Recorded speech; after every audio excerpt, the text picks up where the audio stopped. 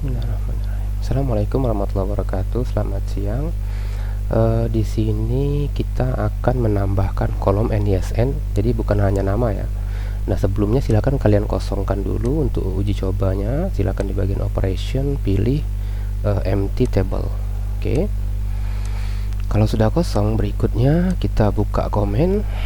Kita akan nambah migration PHP artisan make migration, namanya add NISN to siswas sama dengan min table sama dengan siswas seperti ini. Oke, copy, kita buka filenya. Oke, kemudian kita tambahkan di sini namanya adalah table string NISN, posisinya itu after ID. Kemudian saya mau buat dia itu nullable, unik ya.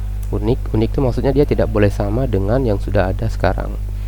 Kemudian di sini drop kolomnya kita buat juga. Oke, simpan. Kemudian kita coba jalankan perintah PHP artisan migrate. Oke, sip. Kalau mau dicek silahkan di PHP myadmin ya. Dicek di sini harusnya sudah ada kolom siswa, ini NISN nya. Oke, kemudian berikutnya kalau kita lihat di form kita sudah buat nih, jadi ada nama lengkap sama NISN. Kemudian di validasi kita juga sudah memvalidasi nama lengkap dan NISN. Nah, di sini kalau kita perhatikan kita bisa validasi unik ya. Jadi di sini kita bisa tambahkan unik, nama tabelnya siswas, kolomnya adalah NISN seperti ini. Jadi dua kali validasi. Pertama kita validasi di Laravel, yang kedua kita validasi dia di database. Di database itu kita validasi dia tidak boleh sama ya. Nah, kalau misalnya inputan ini ada banyak, tentu kita capek sekali nih mesti buat seperti ini, NISN, nanti di sini juga NISN. Nah, jadi kalau misalnya ada 10 inputan nama, NISN, nama lengkap, tanggal lahir, nama orang tua dan seterusnya, berarti kode kita akan jadi panjang sekali. Ya, maka dari itu di Laravel itu disediakan fitur yang namanya functionnya create ya. Oke, saya langsung saja. Jadi di sini kita bisa menampung hasil dari validasi ya. Hasil dari validasi itu ditampung di variabel request data. Nah, kemudian ini kita tidak pakai. Oke. Nah, di sini kita tambahkan create kemudian request data.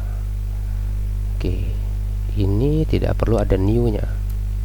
Oke, seperti ini. Jadi dengan cara seperti ini kita tidak perlu mendefinisikan satu-satu lagi. Ya, datanya sudah berhasil disimpan. Kita coba.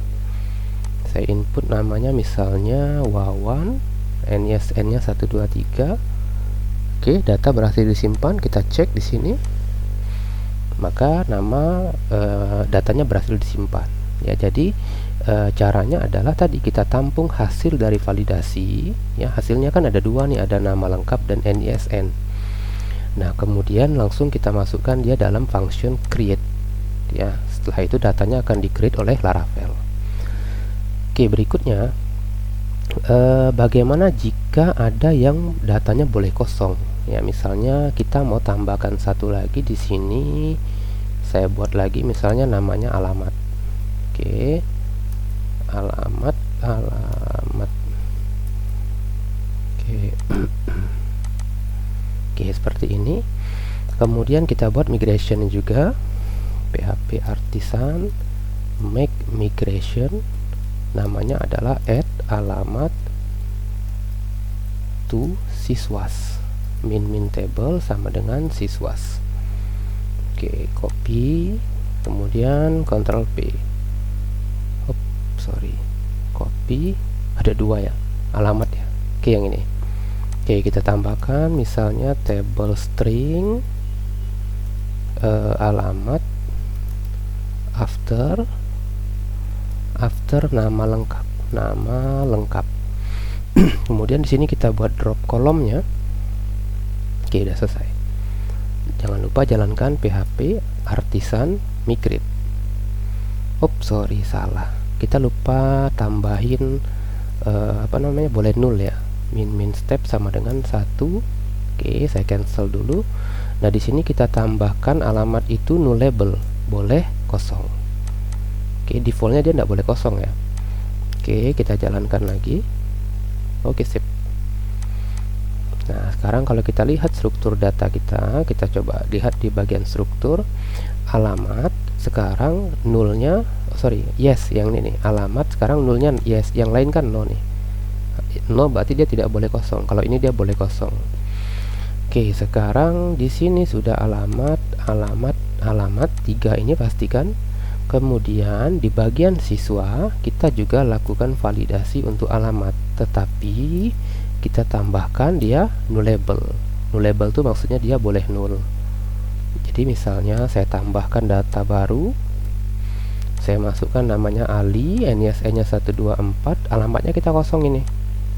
Nah, datanya tetap tersimpan ya, karena dia boleh null. Kalau kita isi misalnya Ali 125 Jalan Makalam, kita lihat datanya tersimpan seperti itu. Jadi menyimpan data itu sebenarnya mudah, asalkan syaratnya kita harus teliti ya. Apa yang harus kita teliti? Yang pertama, di bagian form inputnya pastikan parameter yang pertama ini sama dengan yang ada di database di tabel kita. Kemudian kalau sudah sama, perhatikan di bagian validasi, ini juga harus sama. Jadi semua data harus kita validasi. Dengan cara seperti ini, kode kita jadi lebih singkat ya dibandingkan dengan cara yang pertama. Oke, untuk video ini saya cukupkan dulu. Nanti kita akan lanjut lagi di pembahasan berikutnya.